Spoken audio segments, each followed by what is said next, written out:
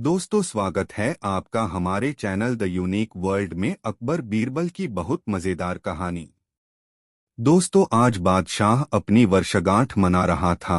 दूर दूर के लोग इस उत्सव में अपना दो तोहफा लेकर आए हुए थे। एल चियो की तो मानो भरमार हो रही थी। जो आता अपनी नजर गुजारकर किसी रिक्त स्थान पर बैठ जाता। दरबारी लोग अपने दो आसनों पर मूर्तिमान बैठे हुए थे। शामियाने के अंदर वेश्याओं का गान और वाद्य भी साथ ही साथ होता जा रहा था। बादशाह अपने दरबार की सजावट देखकर बड़ा प्रसन्न हुआ, क्योंकि उसे अपने दरबारियों की बुद्धि और कला विशेषता पर बड़ा गर्व था। उसका ख्याल था कि उसके मंत्री के समान बुद्धिमान कहीं दुनिया के पर्दे में दूसरा मंत्री नहीं है। बादशाह के दरबार में फकीर और मौलवियों का जमघट लगा हुआ था, क्योंकि आज उसने हजारों फकीर जिमाए थे और बहुतेरों को मुंह मांगा दान दिया था। इसी समय बादशाह का सबसे बड़ा पीर आया। बादशाह ने भी पीर साहब की बड़ी आव भगत की और उन्हें सर्वोत्तम पदार्थ भेंट में दिया। हर तरफ प्रसन्नता का साम्राज्य था। जिधर देखो उधर लोग बादशाह को दुआ देते सुनाई पड़ते थे। इस नज़ारे को देखकर बीरबल हंस पड़ा। उसकी हंसी से बादशाह को नाराजगी तो नहीं हुई, परंतु वह कुछ क्षुब्ध सा अवश्य हो गया। जब सब लोग चले गए तो बादशाह ने बीरबल से पूछा, क्यों बीरबल, बतला सकते हो कि पीर बड़ा होता है चा यकीन? बीरबल ने उत्तर दिया, पृथ्वीनाथ। यकीन बड़ा होता है। बादशाह ने बीरबल की बात काट दी और बोला, मला कभी पीर से बढ़कर यकीन भी हो सकता है, बिना पीर के हुए विश्वास कैसे होगा? बीरबल ने कहा, नहीं शाहनशाह, यकीन ही पीर से बड़ा है। बादशाह उसके इस उत्तर से कुछ झल्लाकर कहा, बीरबल, यह तू क्या कहता है? कहीं पीर की मानता करने से वह नाखुश होता है? बीरबल बोला, पीर पर विश्वास करने से फल मिलता है। हम हिंदू मूर्ति का पूजन करते हैं, परंतु वह मूर्ति हमें फल नहीं देती, बल्कि उस पर विश्वास करने से हमें देवताओं द्वारा फल मिलता है। बादशाह को बीरबल के ऐसे उत्तर से संतोष नहीं हुआ। तदर्थं क्रोधित होकर बीरबल से कहा, तुमको प्रमाणों द्वारा सिद्ध कर दिखाना होगा कि पीर से आस्था बड़ी है। बीरबल बोला, मुझे स्वीकार है।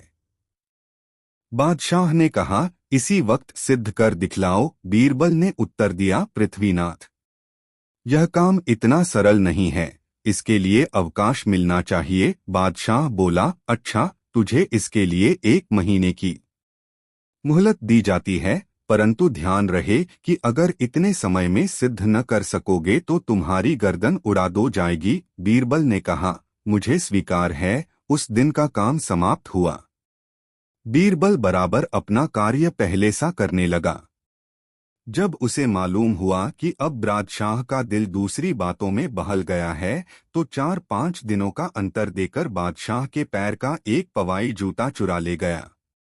वह उस जूते को शाल के टुकड़े में भली भांति ढककर नगर के बाहर एक एकांत जगह में छिपा कर रख आया। दूसरे दिन उसको एक कब्र के अंदर रख ऊपर से 3 पत्थरों को ऐसी विधि से रख दिया कि वह एक खासी कब्र बनकर तैयार हो गई। बाद को एक मुसलमान को नौकर रखकर उसका मुजावर बनाया। उसको हिदायत की कि जब कोई इसके निस्बत तुमसे पूछे तो कहना कि यह मकबरा यकीन शाह पीर की है, और बराबर लोगों में इसकी सिद्धताई की चर्चा भी करते रहना। मुजावर ने बीरबल की आज्ञानुसार उस मकबरे का यकीन शाह पीर के नाम से नया नया ढोंग रचकर प्रचार करने लगा। धीरे धीरे यह बात सारे नगर में फैल गई। तमाम स्त्री पुरुष उस पर मानता मानने और चढ़ाने के लिए आने लगे। ईश्वर की कृपा से जंगल में मंगल हो गया। यह बात फैलते 1 दिन बादशाह के कान तक पहुंची। जैसा दुनिया का कायदा है, दरबारी लोग सुई की जगह फार से काम लिया। यानी बादशाह से यकीन शाह पीर की बड़ी सिद्धताई बखान की। कुछ लोगों ने तो बादशाह से यहाँ तक बतलाया कि आपके बाल्यावस्था में आपके पिता हुमायूं ने भी इस पीर साहब की मानता की थी, और पीर साहब की कृपा से उन्हें बड़े 2 कायों में सफ लता भी प्राप्त हुई थी।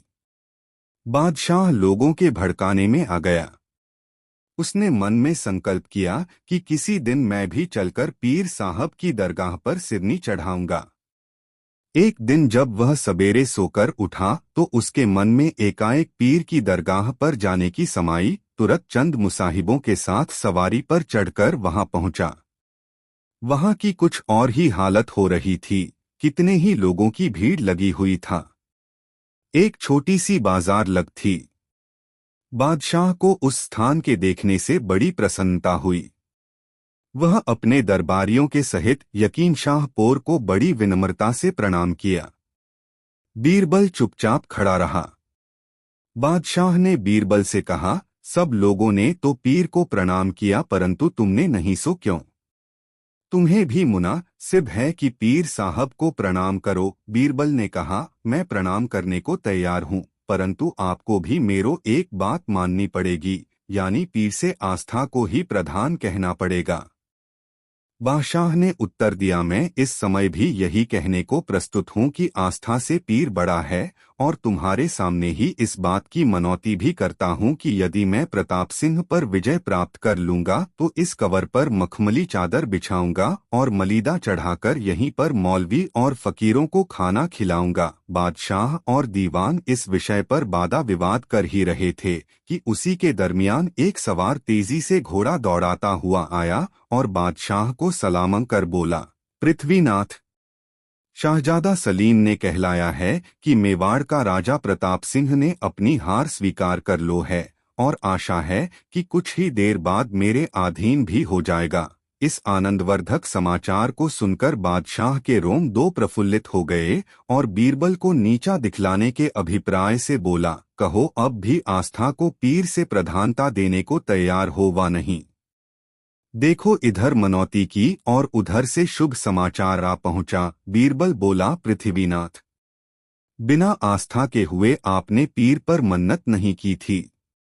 यदि आपकी पीर पर आस्था न हुई होती तो आप कदापि मानता न मानते, मुख्य आस्था ही है। बादशाह ने कहा, अब तुम अपनी धींगाधींगी बंद करो, मुझे इस पर यकीन नहीं होता।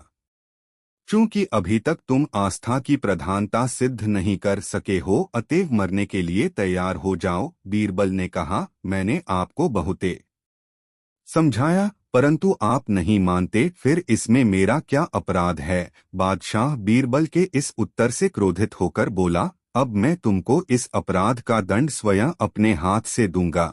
सिर पर चढ़कर बोल रहा है, तुम्हारा काल आज तुम्हारे क्या कोई हाजिर है? जाकर तुरंत एक बधिक को बुला लाओ। बादशाह का रुख ताड़कर बीरबल ने मन में निश्चय कर लिया कि अब और अधिक टाल मटोल करने से बाद शाह अपने क्रोध को संभाल न सकेगा। अतएव यकीन शाह को हाथ जोड़कर बोला, हे यकीन शाह, जो आज मैं जीता बचा तो आपकी कब्र पर मिठाई चढ़ाऊंगा और इस कब्र के ऊपर एक सुंदर मकबरा निर्माण करा दूंगा। बीरबल के इस मन्नत पर बादशाह ने हंस दिया और उसे संबोधन कर बोला, क्यों बीरबल, अब तुम्हारी अक्ल ठिकाने आ गई? आखिरश लाचार होकर तुम्हें भी मानता माननी ही पड़ी। बीरबल ने उत्तर दिया, बेशक पीर साहब की ही शरण लेनी पड़ी। पश्चात वह सब दरबारियों सहित कब्र के समीप जा पहुंचा और उसके बीच वाला पत्थर अपने हाथ से उठाकर अलग रख दिया और उसके भीतर से उस गठरी को निकालकर बाहर किया। बादशाह इस बात को देखकर बड़ा हैरान हुआ और बीरबल से उसका कारण पूछा। बीरबल ने उत्तर दिया, पृथ्वीनाथ, यही आपके यकीन शाह पीर हैं और आपने इन्हीं की मानता को थी। बादशाह को उस शाल की गठरी के भीतर अपने जूते की पवाई देख कर बड़ा आश्चर्य हुआ और लज्जित होकर अपनी गर्दन जीची कर ली। बीरबल बोला, गरीब परवर, अब आप ही फरमावें कि आस्था बड़ी है वा पीर? अपने मन का विश्वास ही मुख्य है। जब विश्वास नहीं रहता तो मानता भी निष्फल हो जाती है। इसलिए आपको कहना पड़ेगा कि मुख्य विश्वास ही है। बादशाह ने बीरबल की बात मान ली। यकीन शाह की बड़ी शोहरत हो गई थी, जिस कारण वहां पर काफी धन संचित हो गया था। उस धन से बीरबल ने वहां पर एक मस्जिद बनवा दिया। बीरबल की बुद्धिमानी से बादशाह को आत होना पड़ा। दोस्तों, यह मजेदार कहानी आपको कैसी लगी कमेंट में जरूर बताएं। दो दोस्तों एक दिन बादशाह बीरबल के साथ बाग में बैठा हुआ गपाष्ठक कर रहा था। गर्मी का दिन था। प्रातःकाल की मंद मंद हवा बह रही थी। बादशाह और दीवान गर्मी की पोशाक पहने हुए थे। उस सुहावने समय में वे बड़े खुश मालूम होते थे। उनके बातों की लड़ी टूटती ही न थी। प्रसंग चलते दो बनियों का जिक्र आया। बादशाह ने बीरबल से पूछा, बीरबल, क्या यह सच है, लोग अक्सर बनियों को चतुर माँ के बेटे क्यों कहते हैं? बीरबल ने उत्तर दिया, पृथ्वीनाथ, सचमुच बनिए ऐसे ही पाए जाते हैं। बादशाह ने कहा, अच्छी बात है, परंतु इसका प्रमाण देकर मेरी शंका निवारण करो। बीरबल ने तुरंत एक सिपाही के द्वारा थोड़ी सी मूंग की फुरमाइश कर बाजार से 4 बनियों को बुलवाया। दीवान का संदेशा मिलते ही बनिए मूंग के नमूने सहित तुरंत हाजिर हुए। बीरबल ने पूछा, साहजी, इस अन्न का क्या नाम है? बनिए विचार में पड़ गए और मन में सोचा कि यह अन्न एक प्रसिद्ध खाद्य है और इसका नाम भी किसी से छिपा नहीं है, कारण कि परमात्मा ने इसकी उपज भी अच्छी दी है। इसके अंदर कोई भेद की बात जरूर है, नहीं तो बादशाह इसका नाम मुझसे क्यों पूछता? उत्तर भी सोच समझकर देना चाहिए। चारों बनियों ने मिलकर एक मत किया। उन्होंने सोचा कि यदि मूंग को मूंग ही बतलाया जाए तो बादशाह इससे प्रसन्न नहीं होने का, तब आखिर ऐसा कौन सा नाम बल्लावे कि बादशाह की प्रसन्नता हो। अभी इनका मिसकाउट चल ही रहा था कि इसी बीच बादशाह ने फिर पूछा, क्यों साहजी, आप लोग अभी तक क्या सोच रहे हैं? इसका नाम क्यों नहीं बतलाते? थोड़ी सी मूंग हाथ में उठाकर एक बनिए ने उत्तर दिया, पृथ्वीनाथ, यह तो मुझे उड़द जान पड़ती है। दूसरे ने कहा, यह मटर जान पड़ती है, परंतु मटर से छोटी है, इसका ठीक ठीक नाम स्मरण में नहीं आता। तीसरे ने कहा, यह मिर्च जान पड़ती है। उनकी ऐसी चौरंगी बातें सुनकर बादशाह ने कहा, तुम लोग मुझे खप्तुलवास जान पड़ते हो। यह मूंग है, मूंग। बनियों ने कहा, हाँ गरीब परवर, बहो वही जो आप कह रहे हैं। बादशाह ने फिर पूछा, वही वही क्या? नाम क्यों नहीं बतलाते? बनिए बोले, गरीब परवर, जो नाम अभी आपने बतलाया था वही। बादशाह भी पर में पानी लगने देने वाला नहीं था। उसने कहा, अभी मैंने किस चीज का नाम लिया था? बनिए फिर चालाकी खेल गए और बोले, गरीब परवर, हमको विस्मरण हो गया है। बादशाह ने कहा, हाँ हाँ, मैंने मूंग का नाम बतलाया था। बनियों ने कहा, जी जी पृथ्वीनाथ वही। इतना होने पर भी बनियों ने मूंग का नाम अपनी जबान पर न लाए। बादशाह उनकी इस चातुर्यता से अति प्रसन्न हुआ और सबको घर जाने की अनुमति दी। दोस्तों, वीडियो को एक लाइक जरूर कर दे। 3 दोस्तों, बीरबल का नियम था कि दरबार से फुर्सत पाकर वह अपना कुछ समय एकांतवास में बिताया करता था। एक दिन जबकि वह दरबार से खाली होकर अपने घर लौट रहा था तो मार्ग में उसे एक आदमी मिला। वह बीरबल से पूछा, महाशय जी, क्या आप कृपा कर मुझे बीरबल के घर का पता बतला सकते हैं? बीरबल ने कहा, क्यों नहीं बतला सकता। तब वह उसको अपने घर का पता ठिकाना बतलाकर वहां से चलता हुआ वह मनुष्य पूछता दो बीरबल के घर जा पहुंचा और उसके घर वालों से बीरबल से मिलने का अनुरोध किया। वे बोले, ताऊजी अभी बाहर गए हैं, ठहर जाओ, थोड़ी देर में मुलाकात हो जाएगी। वह आदमी बीरबल के द्वार पर बैठकर उसके आने की प्रतीक्षा करने लगा। थोड़ी देर बाद बीरबल लौटकर आया। वह उसे पहचानकर आश्चर्यचकित होकर पूछा, दीवान जी, रास्ते में आपसे मेरी मुलाकात हुई थी, परंतु वहां पर आपने मुझे अपना परिचय क्यों नहीं दिया? बीरबल ने कहा, आपका कहना अक्षरशः सत्य है, परंतु आपने मुझसे बीरबल के घर का पता पूछा था, इसलिए मैंने अपने घर का पता बतला दिया।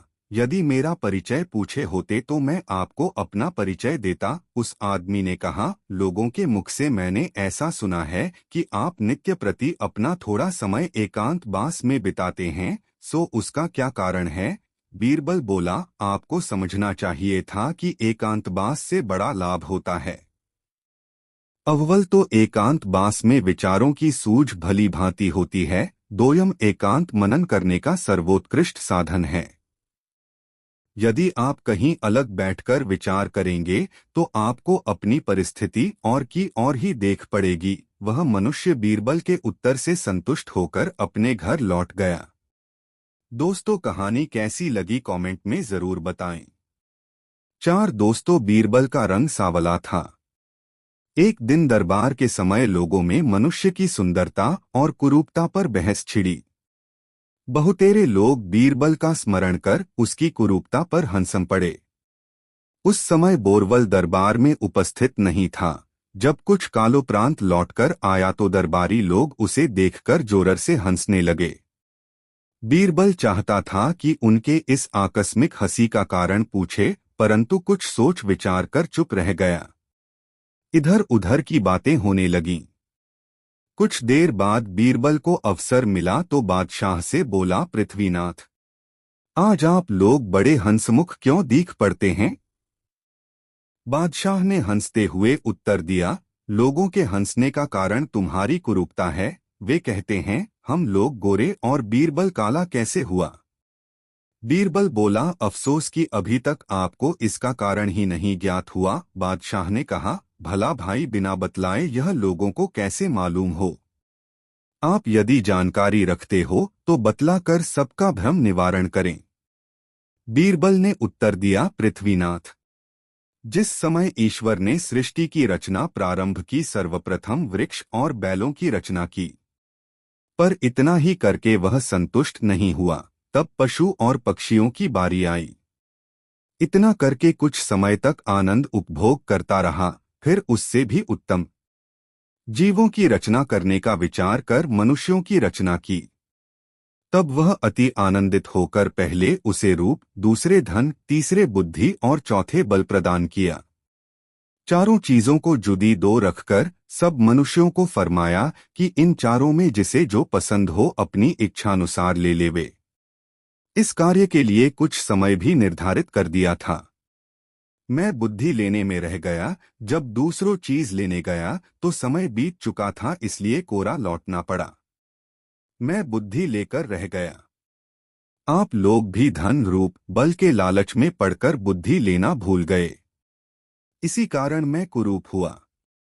बीरबल के उत्तर से बादशाह और दरबारियों का मन टूट गया और फिर वे कभी बीरबल की हंसी न उड़ाई। दोस्तों, वीडियो को एक लाइक जरूर कर दे। 5 दोस्तों, यह कहानी अकबर बीरबल की मशहूर कहानियों में से एक है। ये कहानी एक सीख देती है कि कैसे बुद्धिमानी के बदौलत किसी भी चुनौती को जीता जा सकता है। दोस्तों, एक बार की बात है, अकबर ने अपने राज्य में एक स्पर्धा की घोषणा करवाई। इस स्पर्धा में भाग लेने वाले प्रत्येक व्यक्ति को एक बिल्ली और एक गाय दी जाएगी, और जो भी मनुष्य सेहतमंद बिल्ली के साथ साथ सबसे ज्यादा गाय के दूध के पेड़े बनाकर लाएगा वह विजेता होगा। गाय के दूध पर पहला अधिकार बिल्ली का होगा। इस स्पर्धा में भाग लेने वाले सभी प्रतिभागियों को यह सूचित किया गया कि जिसकी भी बिल्ली भूख के कारण कमजोर हुई या बीमार पड़ी उसको दंड स्वरूप 100 कोड़े मारे जाएंगे, और जिसने भी दूसरे गाय के दूध के पेड़े बनाए या पेड़े में मिलावट की उसे भी 100 कोड़े मारे जाएंगे, तथा जिसने यह दोनों अपराध किए उसे 200 कोड़े मारे जाएंगे। वहीं जिसकी बिल्ली सेहतमंद होगी और जिसके पास सबसे से ज्यादा पेड़े होंगे उसे विजेता घोषित किया जाएगा, और उसे पुरस्कार स्वरूप 100 स्वर्ण मुद्राएं, सोने के सिक्के दी जाएंगी। स्पर्धा में नामांकन के उमड़ी उमड़ी भीड़। इस स्पर्धा के समाचार को सुन लोगों में जोश भर गया। स्पर्धा में भाग लेने हेतु नामांकन विभाग भारी भीड़ पहुंची। बीरबल ने उमड़ी भीड़ को लेकर कर्मचारियों से पूछा, यह सब यहाँ क्यों आए हैं? तब उसे पता चला कि बादशाह ने स्पर्धा रखी है। बादशाह से स्पर्धा का कारण जानने पहुंचा बीरबल। स्पर्धा की बात सुन बीरबल बादशाह के पास गया। और बादशाह से पूछा, बादशाह आपने ऐसी स्पर्धा क्यों रखी है? बादशाह ने कहा, मैं राज्य में मेहनती और ईमानदार लोगों की खोज कर रहा हूँ। बीरबल ने कहा, किंतु स्पर्धा में ईमानदार क्यों आएंगे? यहाँ तो लोग 100 स्वर्ण मुद्राओं के लालच में मेहनती और चतुर लोग आएंगे। हंसते हुए बादशाह अकबर ने कहा, अच्छा, ये बात है तो तुम भी स्पर्धा में भाग ले लो, तुम भी तो मेहनती एवं चतुर हो। क्या पता तुम ही विजयी हो जाओ और 100 स्वर्ण मुद्राएं तुम्हें ही मिल जाएं। बादशाह की बात सुनकर बीरबल ने पूछा, क्या मेरे विजेता होने पर आप मुझे 100 स्वर्ण मुद्राएं देंगे? बादशाह ने मुस्कुराते हुए कहा, हाँ बीरबल, बस ध्यान रहे, जिसकी बिल्ली सेहतमंद होगी और जिसके पास दी गई गाय के दूध के सर्वाधिक पेड़े होंगे उसे ही स्वर्ण मुद्राएं मिलेंगी। और बिल्ली को भूखा रखने वाले, दूसरी गाय के दूध से पेड़े बनाने वाले और पेड़े में मिलावट करने वाले को कोड़े मिलेंगे। और यदि चतुर बीरबल तुम बेईमानी में पकड़े गए तो मैं तुम्हें कोड़ों से नहीं बचाऊंगा। दंड स्वीकार करना होगा। बादशाह का बीरबल को स्पर्धा के लिए उकसाना। बादशाह की बातें सुनकर चालक बीरबल ने कहा, बादशाह, चतुराई और बेईमानी अलग अलग है। बादशाह ने कहा, तो तुम स्पर्धा में विजेता बनकर इसे सिद्ध कर दो। बीरबल ने बादशाह अकबर से पूछा, किसी ने बेईमानी की है, यह सुनिश्चित कैसे करेंगे? अकबर ने कहा, मैंने उसके लिए जासूसों का जाल नगर में बिछा दिया है। मुझे सारी खबर मिलती रहेगी। मन से संदेह दूर हो गए हों तो जाकर नामांकन करवा लो। बीरबल अकबर ने मुस्कुराते हुए कहा। बादशाह की बातें सुनकर बीरबल मुस्कुराया और कहा, जैसा आपका आदेश बादशाह। और नामांकन के लिए कार्यालय की ओर चल पड़ा। सारे प्रतिभागियों के साथ बीरबल ने भी नामांकन भर दिया। सभी प्रतिभागियों को एक बिल्ली और एक गाय दी गई और 1 महीने का समय दिया गया। सभी प्रतिभागी अपनी बिल्ली को सेहतमंद बनाए रखने और बचे हुए दूध से पेड़े बनाने में जुट गए। वहीं बादशाह के जासूस भी सभी प्रतिभागियों पर नजर बनाए हुए थे। धीरे धीरे 1 महीना बीत गया और प्रतियोगिता समाप्त हुई। सभी प्रतिभागी अपनी अपनी बिल्ली और बनाए हुए पेड़ों की पोटली लेकर बादशाह के दरबार में पहुंचे। सबसे पहले जासूसों ने उनके नाम की घोषणा की जिन्होंने दूसरी गायों की दूध से भी पेड़े बनाए थे। नाम की घोषणा के साथ ही उन्हें दंड मिला, परंतु उसमें बीरबल का नाम नहीं था। उसके बाद सभी प्रतिभागियों के पेड़ों की पोटली खोली गई और सभी की बिल्लियों की जांच हुई। जिनकी बिल्लियां भूख की वजह से सेहतमंद नहीं थी, बीमार सी थी, जांच के बाद जिनकी वो बिल्लियां थीं उन प्रतिभागियों को सजा हुई। जिनके जिनके पेड़ों में मिलावट थी उनको भी सजा हुई। फिर अंत में 25 से 30 लोग बचे, जिनमें से एक बीरबल था। सभा में बैठे बीरबल को नापसंद करने वालों ने कहा, अरे बीरबल, बेईमानी नहीं कर पाए, इस बार तो बादशाह ने अच्छी तरकीब लगाई। केवल 25 से 30 लोगों की बिल्लियां सेहतमंद थी और उनके पेड़े उत्कृष्ट गुणवत्ता के थे। जांच में पता चला कि सबसे ज्यादा पेड़े बीरबल के पास है और उसकी बिल्ली भी सेहतमंद है। फिर लोगों के बीच में कानाफूसी होने लगी कि बीरबल ने कोई बेईमानी नहीं की तो फिर इसके पास इतने अधिक पेड़े कैसे हैं और इसकी बिल्ली भी सेहतमंद है। बाकी लोगों की तुलना में बीरबल के पेड़े दुगने थे और बादशाह के नियम के अनुसार गाय के दूध से पहले बिल्ली को पोषित करना था और फिर पेड़े बनाने थे। ये बात लोगों को अनहोनी सी लगने लगी। लोगों ने अनुमान लगाया कि अवश्य ही बीरबल ने दूसरे गाय के दूध से पेड़े बनाए हैं। चूंकि बीरबल बादशाह का खास है, इसलिए शायद जासूस उसकी शिकायत नहीं कर रहे। धीरे धीरे यह कानाफूसी बादशाह तक जा पहुंची। तो क्रोधित बादशाह ने कहा, बीरबल, नियम के अनुसार तो तुम ही विजेता हो, पर इन 100 सोने के सिक्कों पर तभी तुम्हारा अधिकार होगा यदि तुम सभा में सबको बता पाओ कि तुमने उतने ही दूध में बाकी लोगों से अधिक पेड़े कैसे बनाए। बीरबल ने कहा, जहां पनाह, मेरी बिल्ली तो दूध पीते ही नहीं है, इसलिए मैंने सारे दूध के पेड़े बना दिए। बादशाह ने गुस्से में बोले, ऐसा कैसे हो सकता है कि बिल्ली दूध ना पिए? यदि ऐसा है तो क्या मैं बिल्ली को दूध परोसने का आदेश दे दूं? यदि बिल्ली ने दूध पी लिया तो तुम्हें दंड स्वरूप 100 कोड़े मारे जाएंगे, झूठ बोलने के लिए। बीरबल ने कहा, मुझे मंजूर है बादशाह, परंतु यदि बिल्ली ने दूध नहीं पिया तो फिर क्या होगा? तो बादशाह ने कहा, बीरबल, फिर मैं तुम्हें विजेता घोषित कर 100 स्वर्ण मुद्राएं दूंगा। बीरबल ने कहा, मुझे मान्य है, आप बिल्ली को दूध परोसने का आदेश दें। यह कहकर बीरबल ने बिल्ली को आसान पे बिठा दिया और स्वयं दूर खड़ा हो गया। जब सेवक ने बिल्ली को दूध परोसा, बिल्ली उल्टे पांव भाग गई। तब बीरबल ने कहा, जहांपना, मैंने कहा था ना, मेरी बिल्ली दूध नहीं पीती। दोस्तों, वीडियो को एक लाइक जरूर कर दे। दोस्तों, शाम का समय था। अकबर अपने बाग में दरबारियों के साथ राजकीय विषयों पर विचार कर रहा था। इतने में तानसेन ने अपनी सारंगी मिलानी शुरू की। सबका ध्यान तानसेन के वाद्य की तरफ आकृष्ट हो गया। दरबार का शेष कार्य स्थगित कर दिया गया। तानसेन ने एक मनहरन तान सारंगी पर छेड़ी। चारों तरफ से वाह वाह की ध्वनि आने लगी।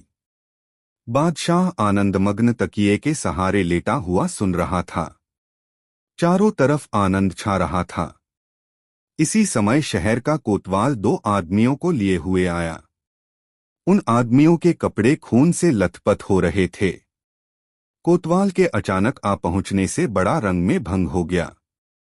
बादशाह झल्ला गया और झिड़ककर कोतवाल से बोला, क्या तुमको इतनी भी तमीज न हुई कि यह समय दरबार का नहीं है? ऐसे मनबहलाव के समय बंदियों का लाना कहाँ तक उचित था? ये कैदी रात भर हवालात में रखे जा सकते थे। कल दरबार लगने पर इनके मामले पर विचार किया जा सकता था। फिर इतनी आतुरता दिखलाने का क्या कारण है? बादशाह की नाराजगी से कोतवाल सहम गया, परंतु बिना असलियत बतलाए भी काम नहीं चलते देखा। कुछ सोच समझकर उसने कहा, गरीब परवर, इसमें संदेह नहीं कि मैं इनको सुबह लेकर हाजिर हो सकता था, परंतु इनका मामला बड़ा बेढंगा है, जिस कारण मुझको विवश होकर इसी समय आना पड़ा। उससे ऐसा सुनकर बादशाह कुछ शांत होकर बोला, अच्छी बात है, इनका अभियोग सुनाओ। कोतवाल ने कहा, आज जब मैं नगर में गश्त लगाते हुए व्यापारियों की मंडी में पहुंचा तो क्या देखता हूं कि एक जगह बहुतेरे आदमियों की भीड़ लगी हुई है। जब वहां गया तो इस अपरिचित मनुष्य को इस नगर व्यापारी से मार पीट करते देखा। यह अपरिचित मनुष्य नगर व्यापारी को झिड़क रहा था कि अरे दुष्ट, आज से 5-7 वर्ष पहले तू मेरा दास था और वहां से छिपकर भाग आया है। बड़े परिश्रम के बाद आज तुझे पकड़ लिया है, अब मेरे रुपए अदा कर। इसको झिड़कते देख नगर व्यापारी बोला, नालायक, दास तो मेरा तू है, तुझे मैं आज कितने ही वर्षों से ढूंढ रहा था, भाग्यवश इस समय हाथ लगा है। इनकी आपस की ऐसी लड़ाई देखकर मैं इन्हें गिरफ्तार कर सरकार में लाया हूं। अब आपकी जैसी मर्जी हो, इनका निपटारा कीजिए। बादशाह ने उनसे साक्षी मांगी। नगर सौदागर ने कहा, गरीब परवर, आज 5 वर्ष का अरसा हुआ कि मैं अपना शहर ईरान छोड़कर दिल्ली आ बसा हूँ और यह हमारा नौकर इससे 2 वर्ष पहले ही मुझको छोड़कर भाग गया था। आज जब मैं बाजार में खरीद फरोख्त कर रहा था तो यह भी अचानक वहीं आ पहुंचा और मेरा हाथ पकड़कर बोला, तू मेरा गुलाम है, तू मेरा गुलाम है। मेरे व्यापारी होने का सारा शहर साक्षी है। जब पहला व्यापारी अपना बयान दे चुका तो दूसरा विदेशी व्यापारी बोला, पृथ्वीनाथ, यह झूठ बोलता है, क्योंकि ईरान का व्यापारी मैं हूं। इस शहर में मैं बिल्कुल नया नया आया है, इस कारण यहाँ का एक भी नागरिक मुझे नहीं पहचानता। यह जो इस नगर में शेरली के नाम से विख्यात हो रहा है सो इसका फर्जी नाम है। यह नसीबा नाशरी मेरा गुलाम है। 7 वर्ष का जमाना गुजरा जब मैं इसे दुकान पर छोड़ बाहर व्यापार के लिए गया था। मौका देख यह मेरी बहुत बड़ी रकम चुराकर भाग आया है। तभी से मैं इसकी खोज में दर-दर ढूंढता फिरता हूँ। आज 7 वर्षों के बाद यहाँ मिला है। इनका अभियोग दरबार के सभी लोग बड़े गौर से सुन रहे थे। मामला भी बड़ा पेचीदा जान पड़ता था। दोनों ही सौदागर के लिबास में थे और दोनों की मुखाकृति। जब यह मामला चल रहा था इसी बीच एक सरदार साहब भी आ पहुंचे और नगर व्यापारी शेरली को कैदी की सूरत में देखकर बोले, शेरली, यह तुम्हारी क्या हालत है? तुम कैदी की सूरत में क्यों दिखाई पड़ रहे हो? शेरली को इस सरदार के आने से बड़ी तसल्ली हुई और बोला, सरदार साहब, आप भी जानते हैं कि मैं कितने वर्षों से इस नगर में व्यापार कर रहा हूं और यहाँ का बच्चा बच्चा मुझे पहचानता है। समय के फेर से व दैव की अकृपा से आज मैं अपने ही दास द्वारा अभिशापित किया जा रहा हूँ। सरदार बादशाह को चिताकर बोला, गरीब परवर, यह शेरली आजकल का व्यापारी नहीं है, बल्कि लड़ाई के समय में इसने कई बार सरकार को रुपए की मदद देकर राजभक्ति प्रकट की है। शेरली की तरफ इशारा करके, शरली, यह तुम्हारी ही उदारता का कारण था कि मैंने गुजरात ऐसे सामर्थ्यशाली अधिपति पर विजय प्राप्त की थी। तुम्हारी वह मदद हमारी नहीं बल्कि बादशाह की मदद थी। सरकार की तरफ से तुमको अभी तक उसका कोई पुरस्कार नहीं मिला है। सरदार की इस सारगर्भित साक्षी से बादशाह खुश हो गया और बोला, शेरली को उस उपकार का बदला चुकाया जाएगा। बादशाह ने ईरान के सौदागर की तरफ इशारा करके कहा, क्यों भाई, तुमको भी किसी की साक्षी दिलानी है? यदि है तो उसे सामने लावो। सरदार की साक्षी से तो नगर व्यापारी का शेरली होना साबित होता है। ईरान का व्यापारी बोला, गरीब परवर, मैं इस स्थान में पहले पहल आया हूँ। यहाँ की भाषा तक नहीं समझता और न यहाँ पर मेरा कोई परिचित ही है। अभी मेरा सामान भी बाहर ही पड़ा हुआ है। उसको यहाँ लाने में अभी कई दिन व्यतीत हो जाएंगे। फिर मैं किसकी साक्षी हूँ? हाँ, इतना जरूर है कि मैं दूर देशों से सुनता आ रहा हूँ कि आपके दरबार में बड़ा संचा न्याय होता है, इसलिए कृपया हमारा उचित न्याय करा दीजिए। दोनों फरीकैनों की बातें सुनकर एक सभासद ने बादशाह से अर्ज किया, पृथ्वीनाथ, यह मामला बड़ा ही बेढंगा दीख पड़ता है। इसका फैसला कवि गंग से कराया जाए। वे ऐसे मामलातों को महज खिलवाड़ मात्र समझा करते हैं। विचारा कवि गंग बड़ा घबराया और झट बोल उठा, हजूर, बीरबल के रहते इसका न्याय करने की दूसरे की आवश्यकता नहीं है, अतएव इसका न्याय बीरबल से ही कराया जाए। वे इससे कभी इनकार नहीं कर सकते। बादशाह तो पहले ही से समझ रहा था। उसने बीरबल को आज्ञा दी, इस मामले को अच्छी तरह जांचकर न्याय करो। बीरबल ने भी सहर्ष स्वीकार किया। बीरबल की कार्रवाई शुरू हुई। वह दोनों व्यापारियों को पास बुलाकर उनसे बहुत प्रकार की पूछताछ की, परंतु फिर भी कुछ मतलब की बात हासिल न हुई। तब उसने एक नई सूझ निकाली। बीरबल उन दोनों सौदागरों को एक जगह खड़ा कराकर एक जल्लाद को नंगी तलवार लिए हुए बुलवाया। जब वह आकर हाजिर हुआ तो बीरबल उससे बोला, क्या देखता है, गुलाम को अभी मार डाल। बीरबल के मुख से इतना शब्द निकलते ही जल्लाद तलवार लेकर झपटा। उसका झपटना था कि नगर व्यापारी यानी नकली शेरली अलग हट गया। बीरबल उसकी ऐसी हरकत देखकर तुरंत ताड़ गया कि असल में यही गुलाम है। उसने उसकी कलाई पकड़ ली। नकली शेरली ने भी अपना गुलाम होना स्वीकार कर लिया और वह तुरंत कैद कर लिया गया। अनंतर दरबारियों के पूछने पर उसने कहा, असल में मैं ही अपने इस ईरानी मालिक असली शेरली का गुलाम था। मेरी आदत धीरे धीरे बिगड़ने लगी। मैं हमेशा इसे हटाने को ताक में था। जब मेरा मालिक मुझे दुकान पर अकेला छोड़कर बाहर चला गया तो मेरी नीयत बिगड़ी और उसका बहुत सा माल लेकर वहां से भाग निकला। घूमते फिरते यहाँ पहुंचा और उस चोरी के रुपयों से व्यापार करने लगा। चूंकि इस काम को मैंने अपने मालिक के यहाँ ही सीख लिया था, इस कारण व्यापार चलाने में मुझे कोई दिक्कत न पड़ी और मेरा काम धड़ल्ले से चलने लगा। अब मैं असली शेरली के नाम से विख्यात हो गया हूँ। इतने दिनों के परिश्रम से जो मैंने भारत वर्ष में अपना नाम प्रख्यात किया था, सो आज दैव के प्रकोप से मिट्टी में मिल गया। अब मुझसे गुलामी करते नहीं बनेगी, अतएव कृपा कर मुझे प्राण दंड की आज्ञा दीजिए। बादशाह ने शेरली से पूछा, शेरली, अब तुम इस आदमी को क्या करना चाहते हो? शेरली बोला, गरीब परवर, अब मुझे इसकी कोई जरूरत नहीं है। मेरी बात रह गई, अब आपके जी में जो आवे सो कीजिए। शेर अली के ऐसे संतोषप्रद वाक्यों से बादशाह को बड़ी प्रसन्नता हुई, परंतु उसने अपना राज किसी पर जाहिर न किया। बेचारा अपराधी नसीबा जीवन की आशा त्याग कर एक तरफ खड़ा था। बादशाह उसकी तरफ लक्ष्य कर बोला, नसोबा, तुम्हारा अपराध प्राणदंड पाने के योग्य है, परंतु तूने मेरे साथ उपकार किया है और मैंने अभी तक तुझे उसका कुछ बदला नहीं चुकाया है। अतएव तुझे जीवन दान देता हूँ और पुरस्कार में तुझे दरबार का एक काम सौंपता हूँ। अब तुम उसी काम के सहारे से अपना जीवन निर्वाह करो।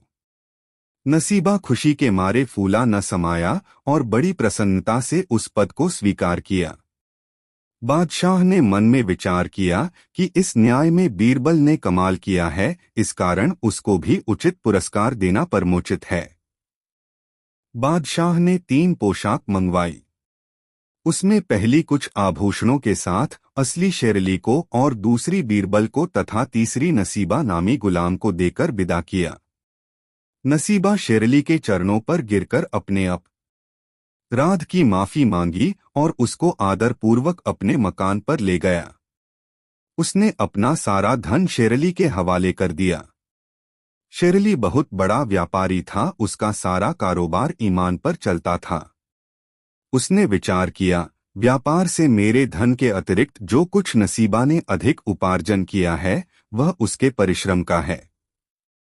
उसने अपना असली धन लेकर शेष बचा धन नसीबा के हवाले किया और खुशी खुशी अपने ईरान शहर को लौट गया। दोस्तों, वीडियो को लाइक जरूर कर दे और कमेंट में बताएं ये नई कहानी कैसी लगी। 6 दुष्ट काजी, बहुत मजेदार कहानी।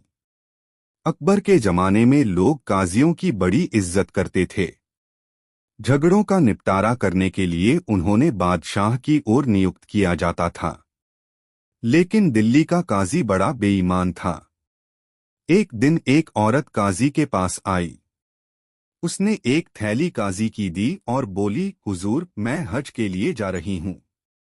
यह थैली अपने पास रख लीजिए। इसमें 1000 सिक्के हैं। हज से लौटने पर मैं अपनी थैली आपसे ले लूंगी। काजी ने थैली देखी और पूछा, कब तक लौटोगी? औरत बोली, मक्का जा रही हूँ हुजूर। दूर का सफर है। लौटने में 1 साल तो लग ही जाएगा। काजी ने बूढ़ी औरत से कहा, देखो, मैं रुपए पैसों से कोई वास्ता नहीं रखता, लेकिन मैं तुम्हें नाउम्मीद भी नहीं करना चाहता। तुम थैली छोड़ जाओ। हाँ, तुमने अपनी थैली पर मुहर तो लगा दी है ना? बूढ़ी औरत ने काजी को थैली पर मुहर तो लगा दी है ना? बूढ़ी औरत ने काजी को थैली दिखाई और हज के लिए चली गई। वह 1.5 साल बाद वापस लौटी तो सबसे पहले काजी के पास गई। उसने काजी से कहा, हुजूर, थैली रखने के लिए बहुत बहुत शुक्रिया। अब मैं आ गई हूँ। मेहरबानी करके मेरी थैली लौटा दीजिए। काजी अंदर गया और एक थैली लेकर बाहर आया। बूढ़ी औरत को थैली देने के पहले उसने कहा, ले जाने से पहले अपनी मुहर वगैरह देख लो। बुढ़िया ने काजी को शुक्रिया अदा। काजी अंदर गया और एक थैली लेकर बाहर आया। बूढ़ी औरत को थैली देने के पहले उसने कहा, ले जाने से पहले अपनी मुहर वगैरह देख लो। बुढ़िया ने काजी को शुक्रिया अदा किया और अपने घर चली गई। घर जाकर जब उसने थैली खोली तो उसे चक्कर आ गया। वह चिल्लाई, हाय अल्लाह, इसमें तो ठीकरे ही ठीकरे हैं, मेरे सिक्कों का क्या हुआ। वह रोती चिल्लाती काजी के पास आई और बोली, हुजूर थैली में तो मेरे सिक्के नहीं निकले, इसमें तो ठीकरे ही ठीकरे हैं, मेरे सिक्कों का क्या हुआ। वह रोती चिल्लाती काजी के पास आई और बोली, हुजूर थैली में तो मेरे सिक्के नहीं निकले, इसमें तो ठीकरे भरे पड़े हैं। काजी ने शांति के साथ कहा, मैंने तो तुम्हारी थैली को देखा नहीं कि उसमें क्या है। तुमने जैसी मुहरबंद थैली दी वैसे मैंने तुम्हें लौटा दी। बुढ़िया शोर मचाती रही, किंतु काजी ने उसकी एक बात न सुनी। आखिर उसने बादशाह से न्याय की प्रार्थना की, जहांपनाह, काजी ने मेरे साथ दगा किया है। थैली में मेरी कुल जमा पूंजी थी, अब मैं क्या करूं। किंतु काजी अपनी बात पर अड़ रहा। बुढ़िया के साथ न्याय जरूरी था। अकबर ने बीरबल से सलाह की। बीरबल बोले, जहांपनाह, मेरे ख्याल से काजी ने थैली फाड़कर उसमें से रुपए निकाल लिए हैं। बाद में उसे किसी होशियार रफूगर से रफू करवा दिया है। फिर भी बिना सबूत के फैसला कैसे हो? बादशाह ने पूछा। जहांपनाह, आज रात को सोते समय आप अपनी चादर का एक कोना फाड़ दीजिए, फिर देखिए क्या होता है, बीरबल ने सुझाव दिया। दूसरे दिन बीरबल के सुझाव के अनुसार अकबर ने चादर का एक कोना फाड़ दिया। रात को जब वह सोने गए तो उन्होंने देखा कि चादर को बहुत होशियारी से रफू कर दिया गया है। उसे देखकर यकीन ही नहीं होता था कि यह कभी फटी भी थी। अकबर ने पहरेदार को बुलाया और पूछा, इसे किसने रफू किया है? पहरेदार ने सफाई दी, जहांपनाह, मेरी खता माफ हो। सजा पाने के डर से मैं शहर के सबसे होशियार रफूगर के पास गया था, उसी ने इसे रफू किया है। ठीक है, अब तुम जाओ और कल को उस रफूगर को दरबार में हाजिर करो। अकबर ने हुक्म दिया। दूसरे दिन रफूगर को दरबार में लाया गया। बादशाह ने उससे पूछा, यह बताओ, कुछ दिन पहले तुमसे किस किसने काम कराया था? रफूगर ने कांपते हुए कहा, जहांपनाह, काजी साहब ने। मैंने उनकी ठीकरों से भरी थैली रफू की थी। इसके बाद काजी को दरबार में बुलाया गया। वहां रफूगर को देखकर उसके होश गुम हो गए। वह जमीन पर गिड़गिड़ाने लगा, जहांपनाह, मैं कबूल करता हूं कि इस औरत के सिक्के मैंने ही लिए थे। अकबर ने हुक्म दिया, काजी, तुम्हें बर्खास्त किया जाता है। इस बुढ़िया को चुकाने के बाद तुम्हारे पास जो भी दौलत बचेगी उसे शाही खजाने में जमा कर दिया जाएगा। इस इंसाफ से बुढ़िया बहुत खुश थी। अकबर अपने प्रिय बीरबल के बारे में सोच रहे थे। दोस्तों, कहानी कैसी लगी कमेंट में ज़रूर बताएं। इसी और नई मज़ेदार कहानी सुनने के लिए हमारे चैनल द यूनिक वर्ल्ड को सब्सक्राइब ज़रूर कर लें और यह वीडियो अपने मित्रों को ज़रूर शेयर करें। वीडियो देखने के लिए बहुत बहुत धन्यवाद।